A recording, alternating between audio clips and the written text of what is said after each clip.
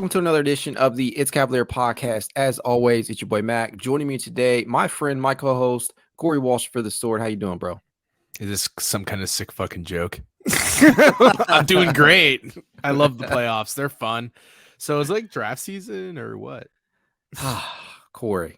I am not what you would consider a wordsmith. I mean, you as well as I know, we like to outline the show here before we do it, but I am not a wordsmith. And with that said, to hell with the outline.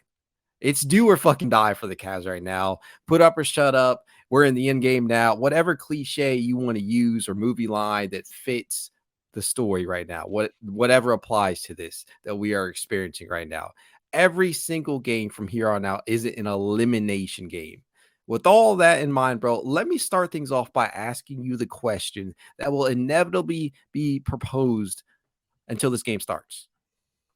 In your personal opinion, would losing this series in just 5 games be considered the ultimate failure after trading for Donovan Mitchell, especially after trading away what we did to get him in the offseason?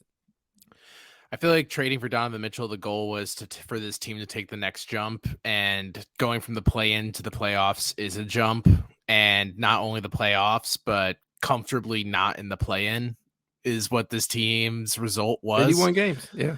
And I think people who like to move the measuring stick of expectations to whatever seems fit to them at that time, just because they're looking at the season in a microscopic lens of just the season itself as it goes through its segments versus being like, hey, you know, last season we were hoping to make the playoffs. Injuries derailed a season into the point where we were looking real hot to real not real quick. And then we got knocked out of the play-in. And now this season we are in a much better spot.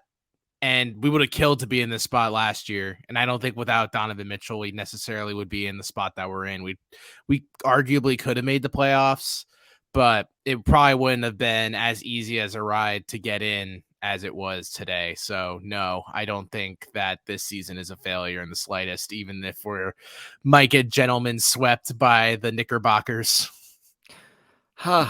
Man, it took 45 games to stay out of the play-in game this season, and that may not sound like a big difference when in comparison to last year, but man, the NBA changed. The NBA changed a lot this season. I feel like the East in particular got a lot deeper.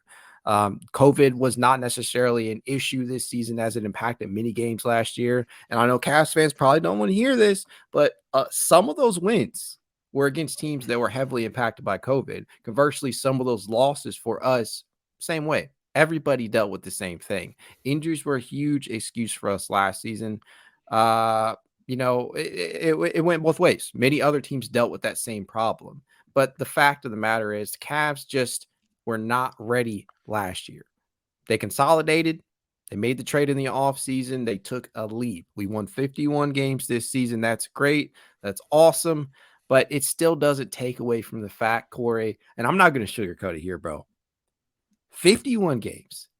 Have a season like this where you win 50 plus games for the first time in about 5-6 seasons, and the first time really without LeBron in ages, 97, 98, really. To have such a successful regular season and then to head into the playoffs to only face a gentleman sweep elimination to the New York Knicks, who we feel that at least coming into the series, I think we all felt that we were the superior team, that we have more talent at the top, that we have the ability to beat these guys, although the regular season record didn't look like it. But to go out in a gentleman's sweep to this team, oh, man, it's just, how do we get here? I want to talk about Game 5, obviously, bro. But before we get there, let's just take a walk down memory lane, shall we? Let's talk about how we actually got to this point. So Game 1, right? We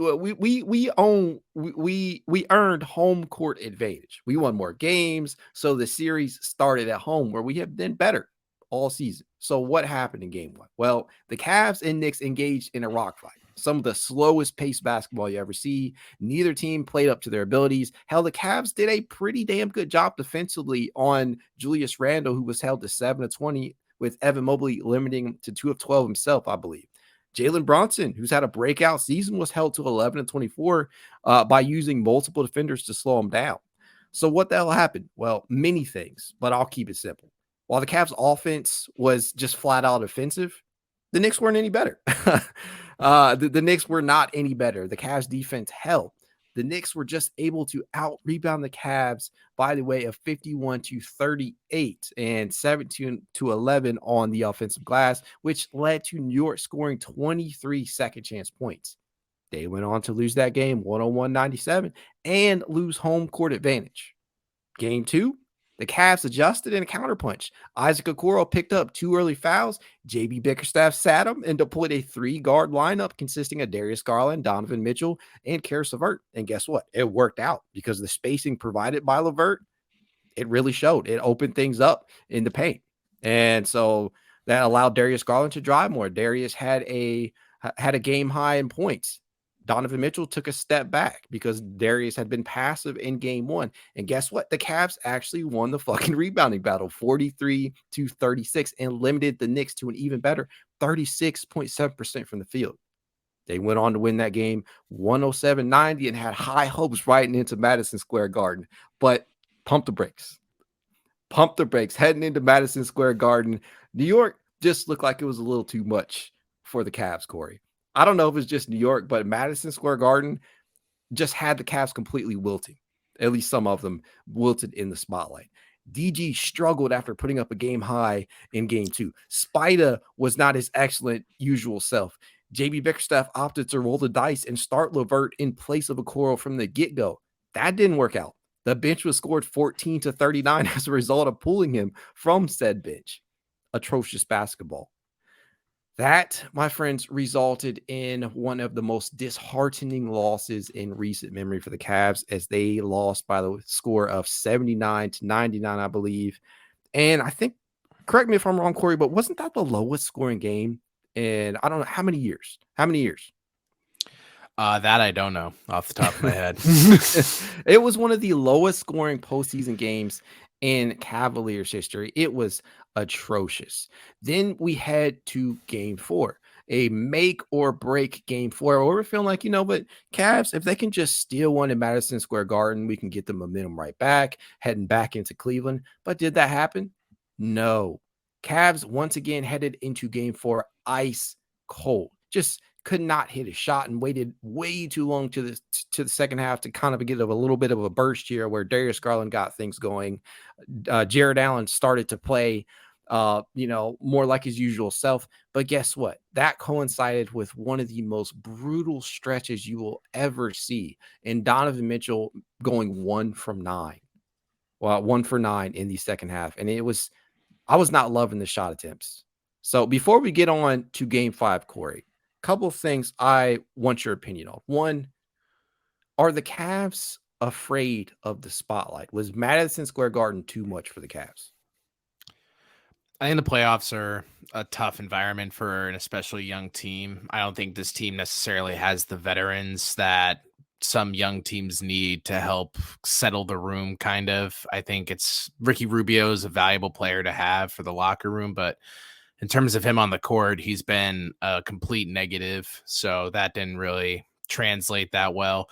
LeVert and Allen, while older, haven't really gotten a ton of tread in the playoffs to the point where they can kind of be that kind of boat that can ride the rough waves. Mitchell should ideally be that, seeing as he came into this playoffs as one of the highest scoring players per points per game wise in NBA playoffs history. But I think everything that could have gone wrong from games 1, 3, and 4 is kind of been indicative of this entire series. And Murphy's yes, Law.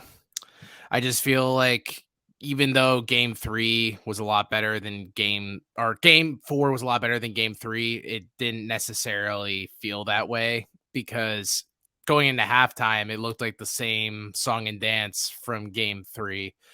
And game 3 was an abomination, to say the least. Some of the worst basketball I've ever seen any Cavaliers team play. Some of the unluckiest shot making of any NBA team I've also seen in recent memory as well. I mean, it just felt like the rim had a lid over it, and the Cavs couldn't do anything to break through it. I just feel like, I don't know if it feels like jitters. It just feels like the way that the Knicks are also just playing the Cavs and forcing them to play out of their sets. And a team that can't really shoot and relies completely on motion to create shots like the Cavs do is getting easily hampered by the fact that the Knicks are just a more aggressive team, honestly. And we're seeing it just in the play of the Knicks players. They're just putting their shoulders into the Cavs and making a day out of it. And the Cavs can't really necessarily make that counterpunch right now. They kind of rely more on their finesse and their ability to do outside shooting, but that has left this team when they flew into MSG, and hopefully when they fly back to Cleveland, they'll find that again. They have to. They have no choice. I mean, we have really just beat this point to the ground about physicality and rebounding and toughness, grit, heart, whatever word you want to use to describe the way that the Knicks seem to play, because they're not. We've covered this in its entirety too. They're not a super efficient team. They do not light the field up. They don't shoot particularly well. What they do is grab offensive rebounds, get second chance points, and that's how they score the bulk of their points. That's how they look like such an efficient offense on paper, because they're able to secure those offensive rebounds. They get those second chance points. This was always going to be like a rough matchup for Cleveland, because we just frankly we've heard the labels thrown around about being soft in regards to Evan Mobley and Jared Allen. And as much as I love these guys from time to time, bro, they look soft as hell at times. Like Jared Allen looks inattentive. He looks like he's just not involved at all. And I'm not sure. I mean, feel free to step in here, but I don't know if it's Jared Allen just not being as involved in the offense that's led to him kind of being lackadaisical on the defensive side. I don't know if it's a mentality thing. I don't know if the Knicks are just flat out hustling him, because it's not even just Julius Randle or Josh Hart, or Mitchell Robinson, who's been killing his role. Mitchell Robinson has been one of the best players in this series, in my opinion, because he's not necessarily because he's scored a ton of points or anything like that or played terrific defense, but it's because he has played his role to a T. If I had to rank the three best players in this series, it would go Brunson, Robinson, and then it could be between Garland and Barrett for me. Yeah, after that atrocious game one, Barrett really kind of stepped it up. Barrett was, I think, 2 of 12 in game one, but he's really turned the lights back on for this Knicks team, because we already know Cleveland's hasn't actually done a bad job defensively on Randall or Brunson. They were always going to force the role players or the rest of the crew to step up, and Barrett has done that. Josh Hart has been a big point off the bench. Emmanuel Quickley has started to turn things around. Quentin Grimes, you could put out a whole bunch of names. There's a ton of play on that New York side of the basketball that has, it's been good. And when you compare it to the role players for the Cavs, you're just not getting as much. It's just Karis LeVert and scraps, pretty much. That's literally like it. Look at game 4, Ricky Rubio, a player that was really considered to be like a big time focal point of this bench coming into the season, at least after he came back from injury. The guy played 6 minutes. He should have played 0. He played, yeah, and that was only probably because Darius Garland got in early foul trouble. So Ricky had to step in much earlier than really any Cavs fan would have liked. Isaac Okoro got some, probably got a well. Actually, I'm not going to shit on Isaac, because Isaac has actually done his part since being put on the bench. Oh yeah, I wasn't considering Isaac as a bench player. I still kind of consider him as the starter at the end of the day. Me as well. I'm really hoping that JB opts to go back to that starting lineup with Okoro, because you saw the effect of it. You need bench scoring, and Karis LeVert provides that. If anything else, I'm a big believer in keep retaining something that's worked. I didn't feel like the Cavs were going to break glass in case of emergency situation heading into game 3. The series was tied 1-1. And I think deciding going like, oh, well, this one lineup worked. This isn't about to turn into a shitting on JB thing. This is just more about the mindset. Yes, it is. I will defend JB against the Cavs fans out there, but I just feel like in that situation, it was very easy to take a step back and be like, oh man, this lineup worked really well in this one game. How about we make this our starting lineup and just operate with that? Which when that happened, you and I talked about it on the next podcast, and I said that I would prefer it be a Coro again for the sole reason that when you put LeVert into the starting lineup, you're taking a lot of juice away from a bench that already has no juice.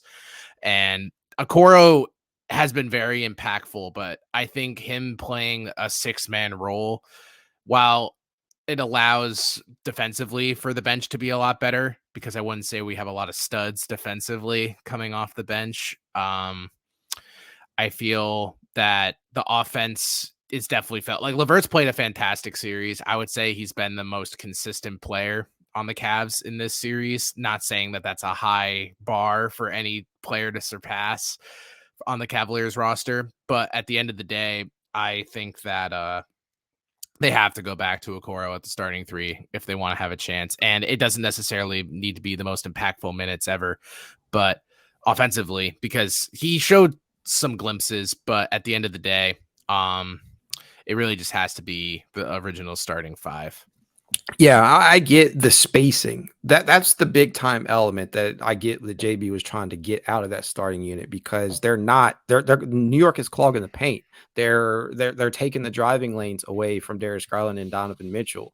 And when you don't have guys who can shoot out there on the perimeter, mainly at that 3 position, you allow guys to tee off on Evan Mobley and Jared Allen, because those are also non-shooters. So what is New York going to do other than trap Darius Garland and Donovan Mitchell and ask them to pretty much beat double teams, I mean, all day? And so I get why JB opted to continue to go with what was rolling in game 2. But at the same time, it's kind of like, cutting off your nose in spite of your face. It's one of those things where you're pulling from one area and you're going to hurt. You're going to hurt that area just to try and help another. It's patchwork. There is no solid answer here, because Caris LeVert, obviously we see him work in both the starting unit and the bench, but you got to pick your battles. And one thing for me, you don't want to overstep chemistry. You don't want to take these things too lightly. You don't want to throw off the balance of what has worked all season. And Isaac Okoro, for better or worse, he still works in that offensive, in that starting lineup. He can still knock down that corner shot. He still provides very solid defense. So I'm hoping that's the lineup trotted out in game 5. Especially with the assignments on Brunson. That's the most important thing Okoro brings to the table. And I'm not one to I think Caris LeVert this isn't like a slight against him that I think he should go back to the bench. If anything, it's like trying to prove his value, because the Knicks bench is consistent of you could argue 3.5 to 4 players that should be playing playoff basketball. And I said on Twitter a few days ago that the Cavs everyone who's crapping on JB for him trying all these different lineups. Yes, our bench has been a complete negative for us. And then you look at the top 5 lineups the Cavs have run out in the postseason, that they're the ones that involve the 6 best players on our team are all positives. And anytime you sprinkle in one of the bench players, they're negatives. And that's just because the Cavs have you could argue maybe 6.5 good players. And that's calling Jetty when he's good the half. Everyone else is pretty much God, I hope this works. And with Ricky, it hasn't. Danny Green hasn't gotten enough run to where I could say he's been valuable or not. Dean Wade got played off very early, and we haven't even seen Lamar. So I feel like that's pretty. And anyone who's God, JB's rotations are so bad, it's I would love for you to look at that bench and tell me who you want to play, because some people are going to have to play. We can't just run the starters out for 48 straight minutes. That's what they were saying, bro. That's what we knew that heading into the series, that it would be Cavs starters 40 plus minutes. Everybody else just get in where you can fit in. Like outside of Karis LeVert, who's LeVert is actually averaging 14.5 points in this series. And he's been, up and down at points, but he has been your most consistent reserve. He might be one of your most 3 consistent players for the Cavs right now. But yeah, I mean, what the fuck do you want him to do? Like you don't really have options here. The one name I do want to ask you about, because you keep seeing it, Lamar Stevens. Are you thinking about rolling Lamar Stevens out there in game 5 for significant minutes? I feel like it can't be significant minutes. I feel like if anything, if Jetty's looking like pretty poor, I'd be pretty open to switching their minutes because don't get me wrong, love Jetty. But the Knicks are basically ignoring him from an offensive perspective from the perimeter. They're like begging him to shoot. And we all know if Jetty is willing to do anything in this planet, it's pull up from about anywhere on the court. And Lamar's shot is probably, I have less faith in it going in than Jetty's, but in terms of like if the Cavs are getting destroyed again on the glass, Lamar has proven that he can be that spark that gets the team going, that energizer. And for game 3 and 4, they both times the Cavs have come out pretty flat, and that's where they get punched in the mouth, and then they feel like they have to try to come back. Game 4 was much more successful than game 3, but I really hope it doesn't come to a Lamar Stevens like spur of the moment minutes in order for the Cavs to win this game, because if that's the case, game 6 is going to be just an absolute walloping.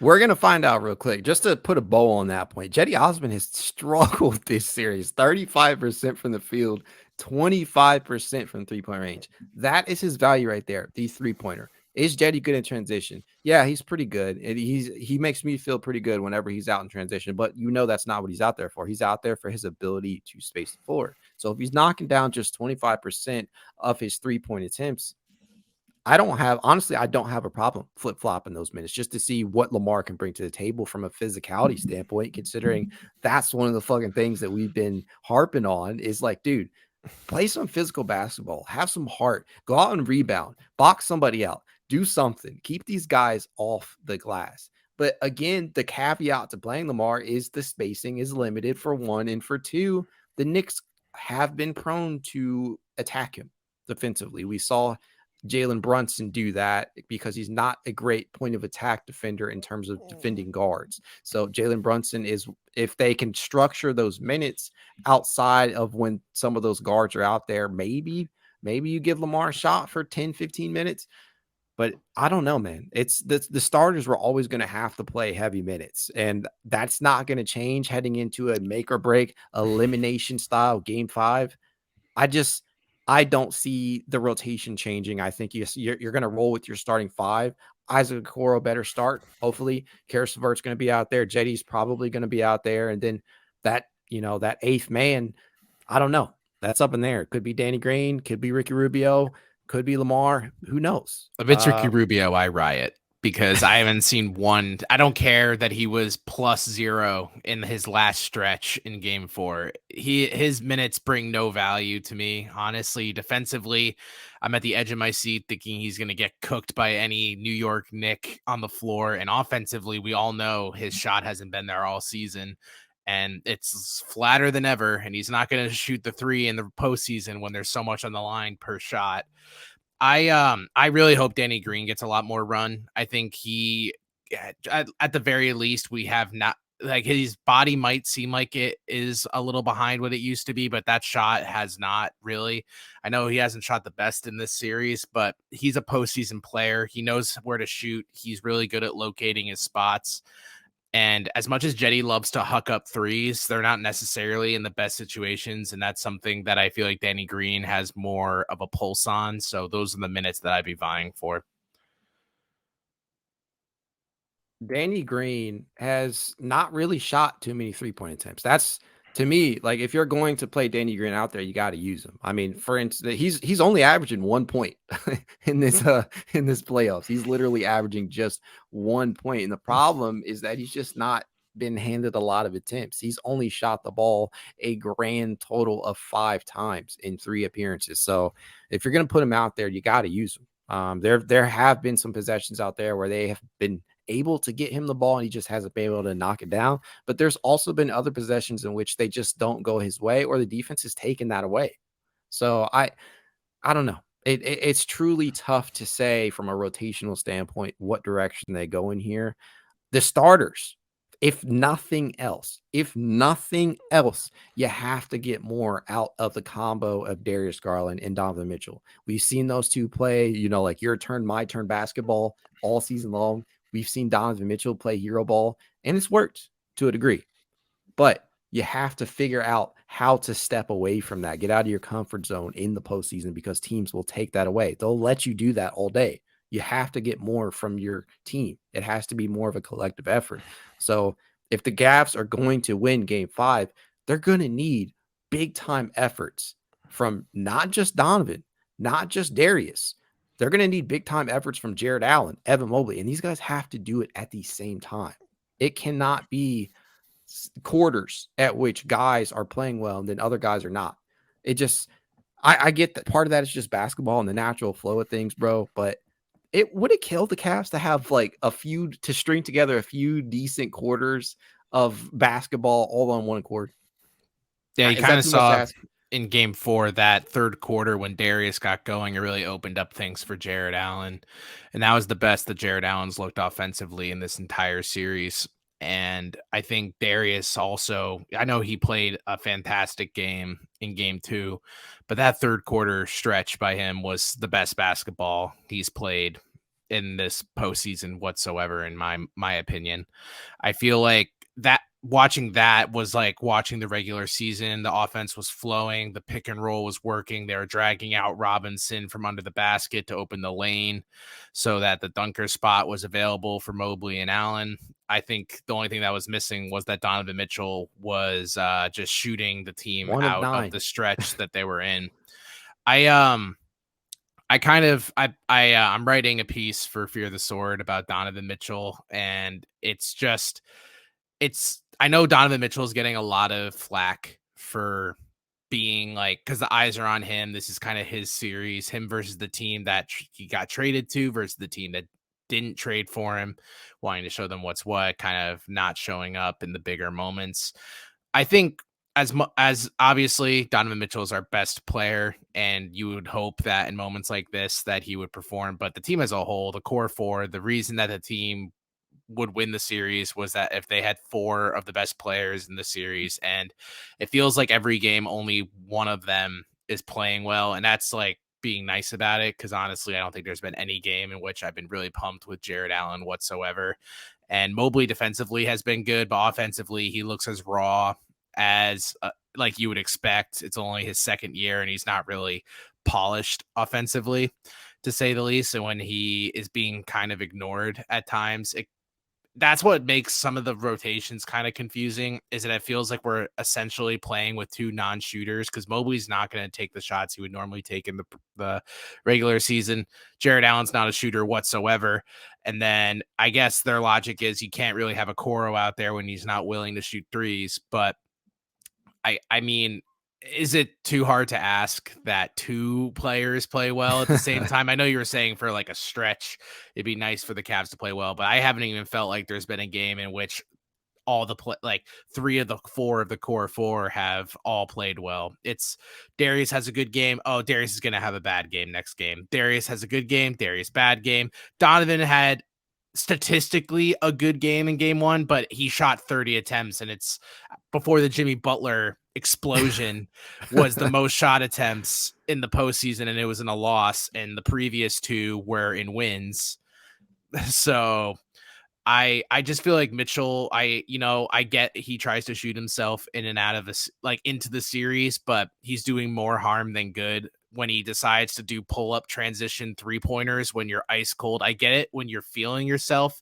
Like, yeah, that's what like usually happens. Like, well, let's see how I actually am doing. And then except when he's doing it as the Cavs are clawing themselves back and he's taking 3-pointers that we've seen all season, that we just let it slide because like, oh, he's on pace for 40 again, so it doesn't In matter. It's spite like, of, yeah, but now it's like, oh man, he only has like 11 points. Maybe he shouldn't shoot. Call me crazy. I think the offense works best through Darius, and that I opens agree. up everything. It's been very up and down with Donovan Mitchell, and I did not expect it. I mean, just to paint a picture here, 38 points in game 1, 17 points in game 2, 22 points in game 3, and 11 points in game 4. It literally is peaks and valleys. It's peaks and valleys. It's so up and down. It's ridiculous. Like, is it too much to ask for two of these guys? The two starting the backcourt. The starting backcourt. Is it too much to ask for those guys to be on the same accord? The Cavs can do that. They're fine. If they can't, they're going to lose. It's as simple as that, in my opinion, because the defense is taking Jared Allen out of it. They're going to clog the paint continuously in regards to Evan Mobley. If you can't provide him any more spacing via Karis LeVert or Isaac Okoro, whoever else you have out there at the 3, it's going to be a rough going. But the one thing that the Cavs should be able to, at least theoretically speaking, should be able to have going for themselves is that they have the most talented backcourt in this series. And those two, Darius Garland, Donovan Mitchell, if they're on at the same time, they should be able to win this game. They should be able to figure it out. I don't know. Time is going to tell. But with that being said, like we always tell you guys, if you'd like to reach out to us, you can at It's Cavalier_pod on Twitter, TikTok, Instagram, YouTube, and more. If you want to be added to the exclusive It's Cavalier Discord chat, you know what to do. Leave a rating, leave a review, send a screenshot instead of review to It's Cavalier53 at gmail.com, and we'll send you an invite. That said, go Cavs. Have a good night.